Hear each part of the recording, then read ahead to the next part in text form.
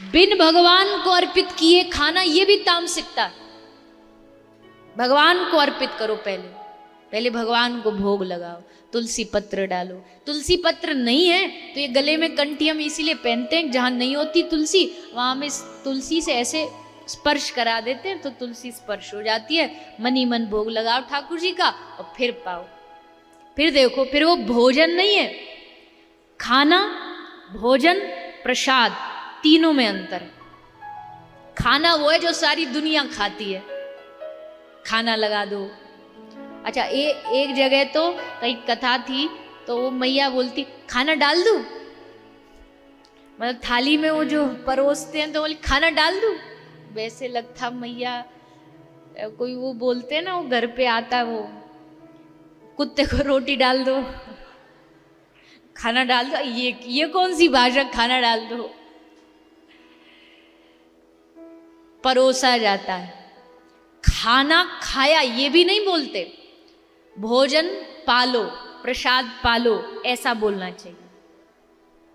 तो पहले खाना कौन सा है जो आप बनाते हो, फिर वो खाने से भोजन कब बनता है, जब आप उसको बनाते समय भी आपके मन में थोड़ा थोड़ा सात्विक विचार व्यवहार चल रहे हैं। जब मैया भोजन बनाते समय बहुत सावधानी जरूरी है।